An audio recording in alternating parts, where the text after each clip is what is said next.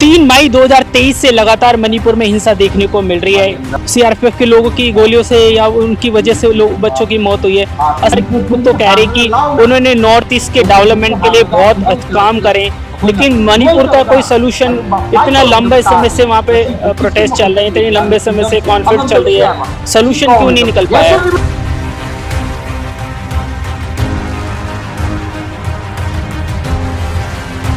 महीने की जो बच्ची थी उसने खाना भी नहीं खाया था अभी तक।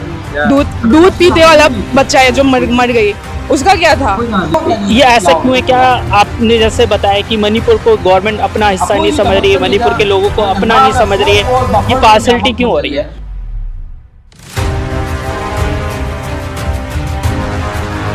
3 मई 2023 से लगातार मणिपुर में हिंसा देखने को मिल रही है। आपको बता दें, आंकड़े बहुत बढ़ गए हैं, लेकिन जो सरकारी आंकड़ों में 260 लोगों की मौत की बात सामने आ रही है और सरकार भी मणिपुर में बदल गई, राष्ट्रपति शासन भी मणिपुर में लगाया गया। अब युमनाम खेमचंद के नेतृत्व में वहाँ सरकार चल रही है। एक बुरे दौर से मणिपुर लगातार गुजर रहा है। जिस तरीके से मणिपुर में इतना बड़ा विवाद हुआ और हाल ही में जिस तरीके से 2 बच्चों की रॉकेट लॉन्चर से उनकी मौत हुई है, अब बड़ा सवाल ये है कि आप लोग आरोप लगा रहे कि ये कुकी मिलिटेंट्स ने बच्चों को मारा है। बहुत सारे लोग कह रहे हैं कि जो सीआरपीएफ कैंप है, सीआरपीएफ के लोगों की गोलियों से या उनकी वजह से बच्चों की मौत हुई है। असली वजह क्या है और ये जो हिंसा इतनी समय से चली आ रही है, इस पर पार्लियामेंट में बात क्यों नहीं हो पा रही है, क्या बताएंगे? ये जो सिचुएशन है अभी, जो आपने बोला, जो 5 साल के बच्चे और 5 महीने का बच्ची जो मरी है, तो ये मतलब आरोप लगा रहे हैं। ऐसा भी वो है कि अभी 2 कम्युनिटी के बीच में जो भी चल रहा है। फिर उसके बाद हम तो खुद जाके 2 बच्चों को तो नहीं मारेंगे जो भी मैतेई कम्युनिटी के हैं, तो वी ऑफ कोर्स एज्यूम कि दूसरे कम्युनिटी का क्योंकि चल रहा है तो शायद मारे। उनका मतलब वो नहीं था कि दोनों बच्चों को मारेंगे, बट देन लोकल लॉन्चर किसी के घर में गिरा दिया तो मर गए।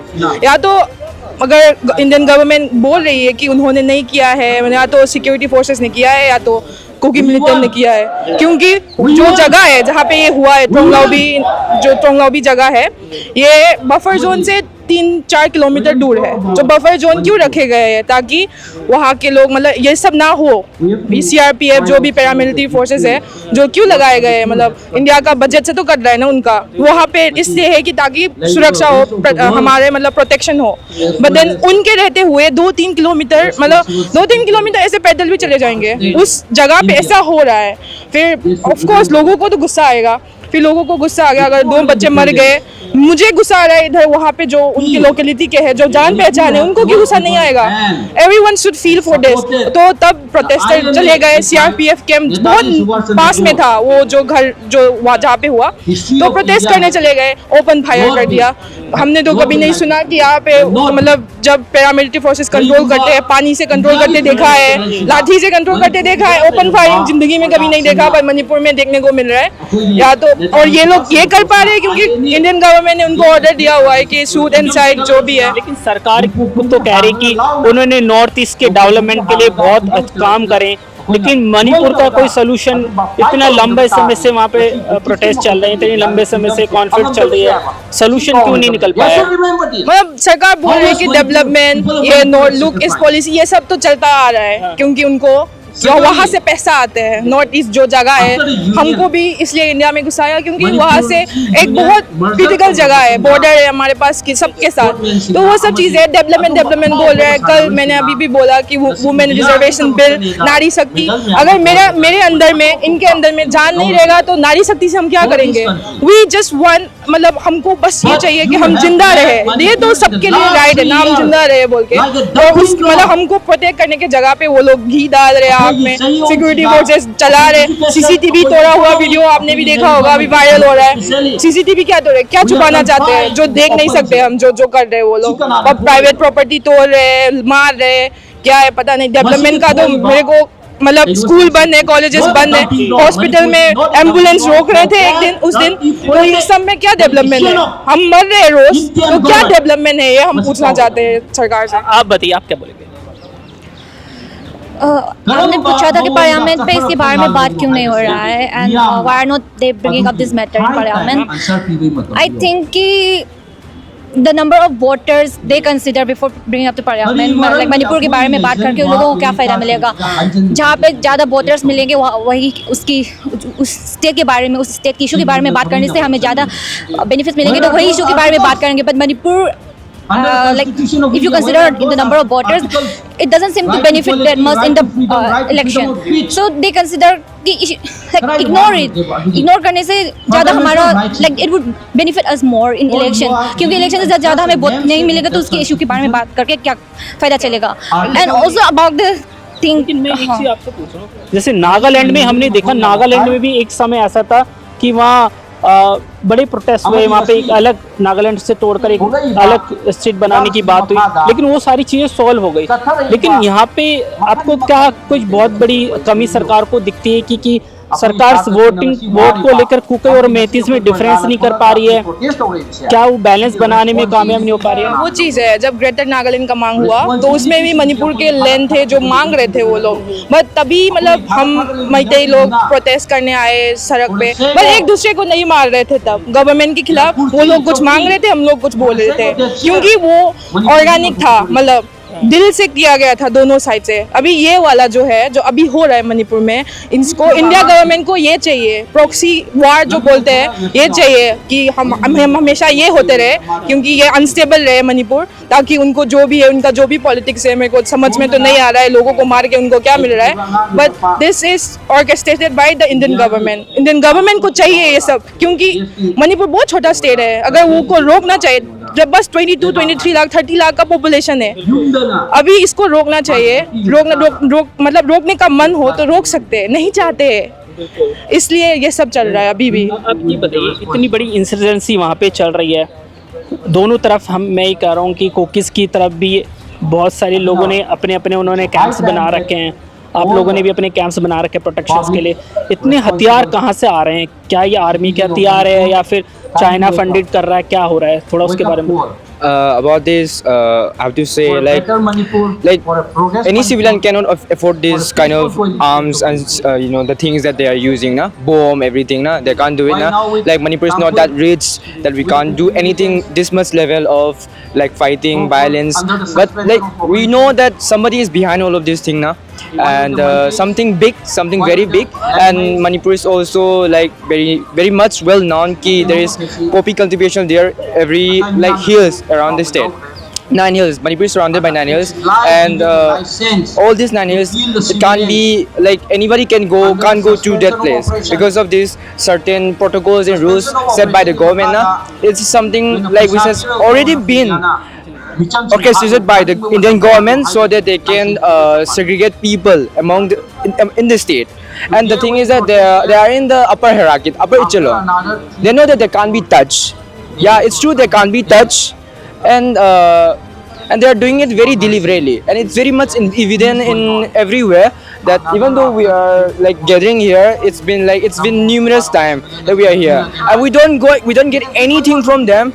And what are we supposed to do as a student here? We are DU students, we are learning, we are doing everything, and it's the time of our like semester, ending semester, exam ka time hai, and abhi hum log ye sab kar rahi hai, like we are not doing our own work, we are doing this thing. Why? Because of their negligence, because of their gain, their benefit. क्या मिलेगा इसका? क्या मिलेगा? What will they get? Can they bring the kind of wealth and money, whatever they earn after their death? I just wanna ask to them, क्या like what do you get after doing everything this? What do you get? Like are you happy? Are you happy? I just wanna ask to all the Indians also. Are you happy, guys? Are you happy seeing us like this, getting here, doing some like kind of slogans? Like, are you guys happy? I don't know whether you guys are happy or not. बोल रहा हूँ, हमने देखा है हिंदू मुस्लिम जैसा conflict कुछ हो जाता है तो उसमें पूरे देश के लोग सड़कों पर उतरते हैं, कैंडल मार्च होता है। लेकिन मणिपुर में इतना कॉन्फ्लिक्ट चल रहा है, कहीं पे भी सड़कों पर मणिपुर के लोगों को सपोर्ट करने के लिए लोग सड़कों पर नहीं उतरते, यहाँ तक कि बात भी नहीं करते। तो ये जो हम कह सकते हैं ब्रिज है, वो ब्रिज सरकार भले ही बोले कि हम नॉर्थ ईस्ट को पास लेकर आ गए हैं, लेकिन मुझे तो नहीं लगता कि मणिपुर के मामले में ये चीज़ हो पाई है। हाँ, वही चीज़ है। अभी भी बोला, हम अभी भी बोल रहे हैं कि जब तक आप पे चोट नहीं आएगी तब तक नहीं बोलोगे। मतलब जैसे इंडियन गवर्नमेंट हम पे खुद अटैक करते हैं। अभी सेंट्रल फोर्सेस ने प्रोटेस्टर को मार दिया ओपन फायर करके, सीआरपीएफ ने, उसके खिलाफ में भी कुछ बोल रहे हैं, ऐसे प्रोटेस्ट कर रहे हैं। तो ये कमेंट्स में ये सब बोल रहे हैं जो rest of India, they are saying कि इंडियन फोर्सेस को मत करो, तुम लोग देशभक्त नहीं हो। मेरे जान चला जाएगा, मैं देशभक्त करके मैं क्या करूँ? मेरे घर में ये, मैं यहाँ पे दिल्ली यूनिवर्सिटी में पढ़ रहे हो, हम पढ़ रहे हैं, हम कुछ बनेंगे इधर, उसके मतलब एम से हम पढ़ रहे हैं यहाँ पे, बट हम यहाँ पे कुछ बनेंगे या फिर कुछ भी करेंगे। घर जाके घर जल गया, घर नहीं है तो हम कहाँ जाएंगे, क्या करेंगे ये सब करके? वो सब चीज़ें हैं। तो इंडिया को भी, rest of India people, student मेरे क्लास में जो भी है, जो देख रहे हैं या फिर जो भी सुन रहे, सुन तो लिया होगा। हम इतने बार आ चुके हैं यहाँ पे कर चुके हैं, तो सुन तो लिया होगा सबने। तो हम ये नहीं बोल रहे कि दूसरा कम्युनिटी के खिलाफ ये बोलो वो बोलो, ये बोलो ना कि रोक दो इसको। अगर हिंदू मुस्लिम का हो रहा होता तो रोक देते हैं, जो भी है कुछ भी करके इंडियन गवर्नमेंट। अभी जैसे